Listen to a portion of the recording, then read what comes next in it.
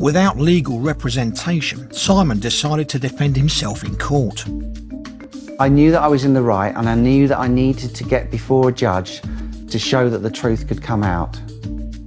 Park Resorts says Simon first disclosed the full ownership dates and details of both of his plots to them in a defence he served in February 2014. Once it received that information, it adjusted the amount sought from him to £4,748.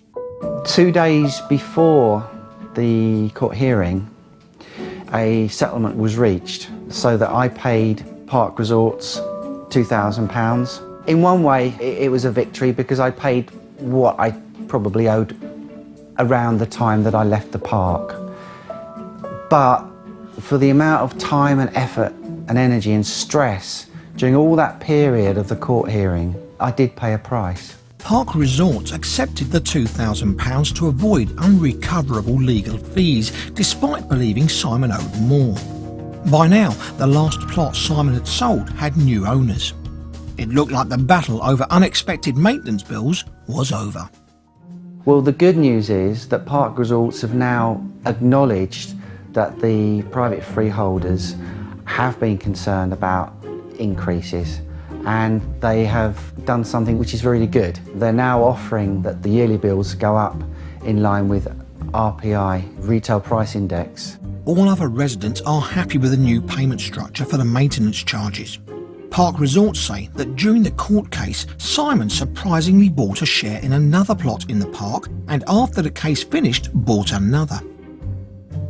Simon has yet to sign up to the new payment scheme, but has asked for details. He says he still loves the beauty spot regardless of the court case and his troubles. And this is my new plot, where I want to put a concrete base and put my new home here. I have had quite a stressful time, and now I just want to get back to where I was wanting to start, and that is just to have a nice retreat at waterside. Park Resorts told us the calculation of the maintenance charges is based on a proportion of actual expenditure on items agreed by freehold owners. They are certified by an accountant annually. So what can you do if you're worried about changing costs like Simon was? If caravan owners have concerns about pitch fees or charges, they should reference their contracts, they should speak to the Citizens Advice Bureau, they should have a look at their household policies to see whether they've got any legal expenses cover that would give them access to free legal advice. They can speak to us, the National Association of Caravan Owners, but most importantly, start off by discussing the matter with their park owner. I'd like to be enjoying this view for many years now, peacefully, and I'm going to keep a close eye on my maintenance bill.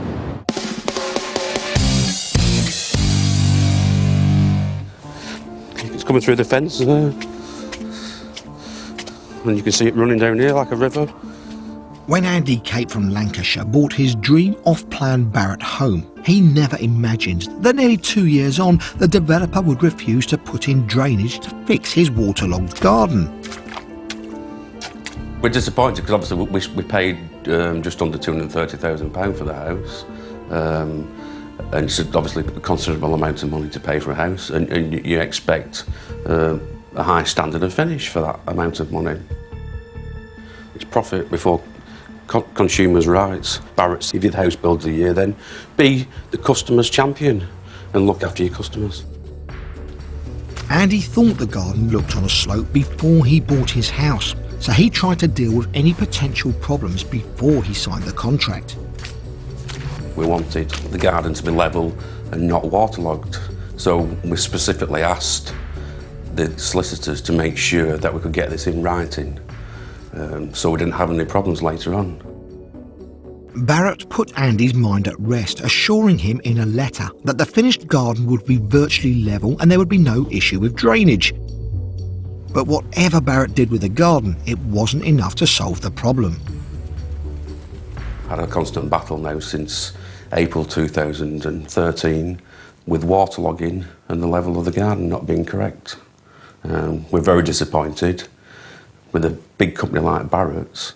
They won't do anything about it because as far as we're concerned it's breach of contract. Many new builds have their building regulations enforced by the National House Building Council to ensure they are all up to a set standard. As part of this sign-off, the NHBC give a 10-year guarantee on all homes registered with them. And in the first 2 years, the builder is the one responsible for putting right any defects that breach the standards. Barratt are a member of the NHBC, but when Andy asked them to inspect his garden, they found no waterlogging within the area around the house that is covered by their guidelines. Interestingly, the NHBC guarantee only covers up to 3 metres from the house, which is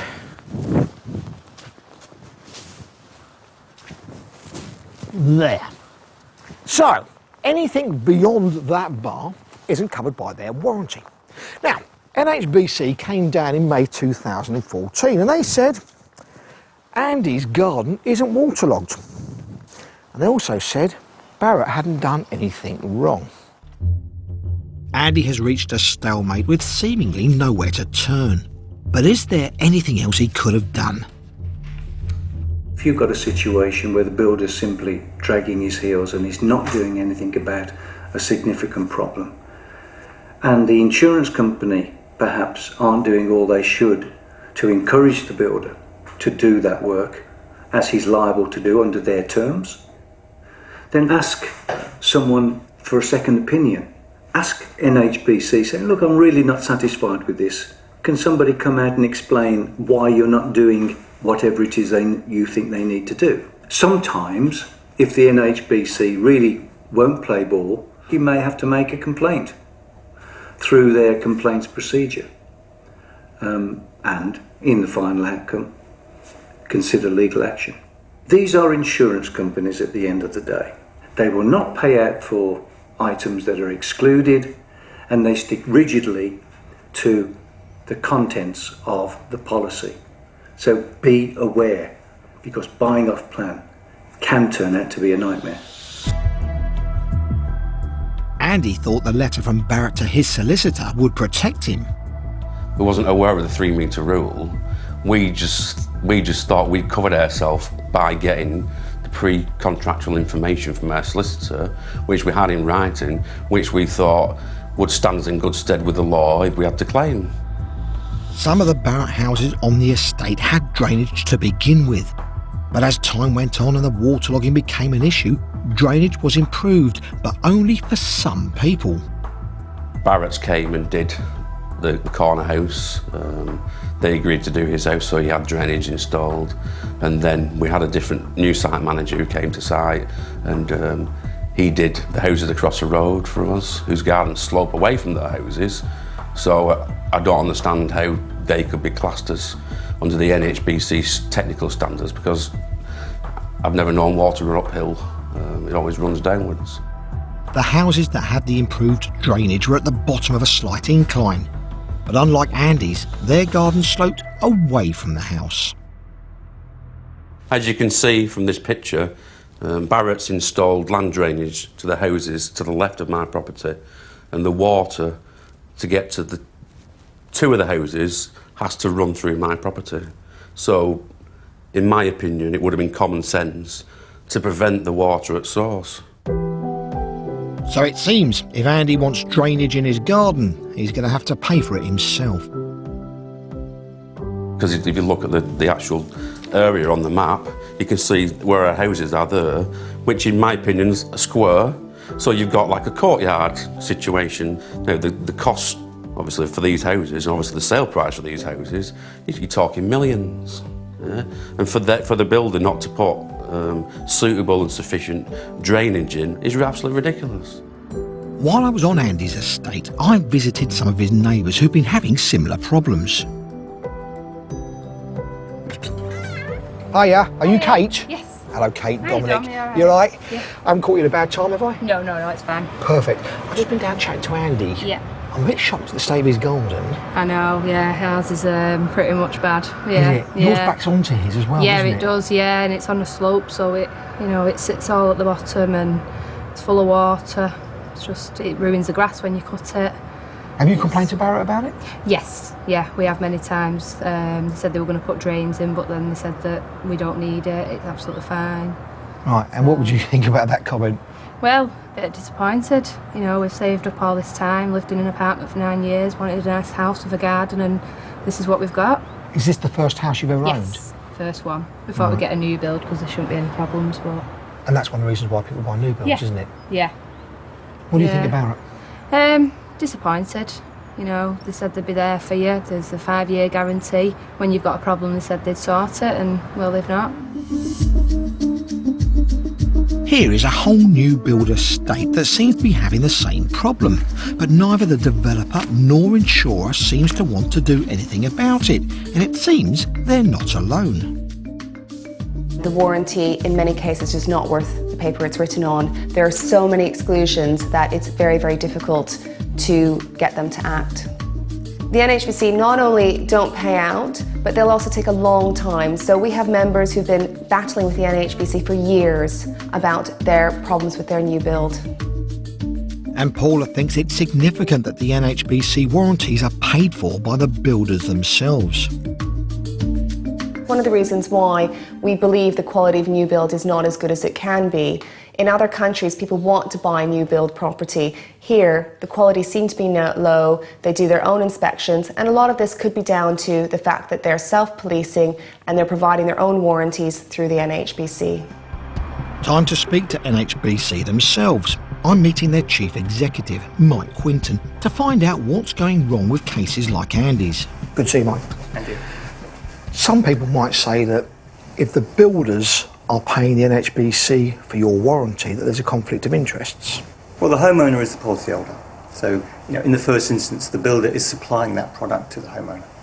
You wouldn't want to upset any of your policyholders who are paying you a lot of money, would you? I guess the point I'd make is that where there is a claim, there is a defect, then in 87% of cases where there is a claim, homeowners are either satisfied or very satisfied with the outcome of that claim.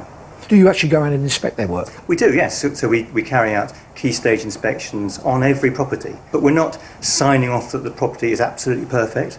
We're signing off that it is fit for us to underwrite and take that insurance risk. Why wouldn't you be signing off to say it's perfect? Because that's the builder's responsibility. The builder is responsible for building a house that is fit for purpose.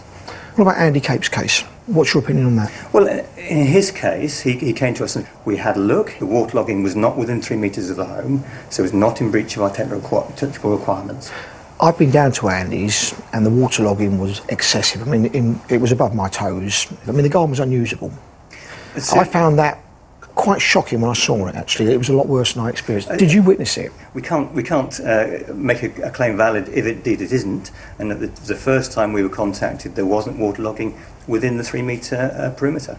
He contacted you in May 2013. You said in your letter to him, I found that the builder has complied with our technical requirements, therefore I am unable to ask him to carry out any further action. Now, clearly, we had a look in May 13 and there wasn't an issue there. That is clear. Our investigator went to have a look. That's clearly the case, and there wasn't an issue at that stage. And let's be clear, our issue is there has to be waterlogging in the usable areas of the garden, and that wasn't existent at that time. And until we see that evidence, then we have no evidence that the technical requirements haven't been complied with. Why did NHBC not guarantee the whole build plot? But that's not what we do. We're principally guaranteeing, or warranting rather, the structure of the building, the structure and integrity of the building. We want to make sure the building will stand for 70, 80, 90 years. So what would you say to people like Andrew who have tried to sort things out himself and haven't got anywhere? As soon as we have evidence of a defect, whether it's waterlogging or anything else, then we will act. So any problems beyond 3 metres, you won't touch? Well, we also say that the garden must be available for cultivation. So there is an extension of that requirement. But we say that the garden must be usable within 3 metres. What about if there's a problem with the sewage and haven't been laid properly at 4 metres away from the house? But that's different. That's drainage, which is a different issue. It's the same meat, different gravy. If somebody had a problem with their drainage coming away from that house and it was at a 4 metre point, what would you say then? Nothing to do with us? Your warranty doesn't cover you for that? Indeed, it's not covered. Do you think that's fair? Well, we have to draw the line somewhere. To me... we cover houses that have got acres and acres of garden. We clearly cannot cover all of those. We have to draw the line somewhere. We believe that 3 metres 10 feet as it probably used to be is the right area to clarify as usable.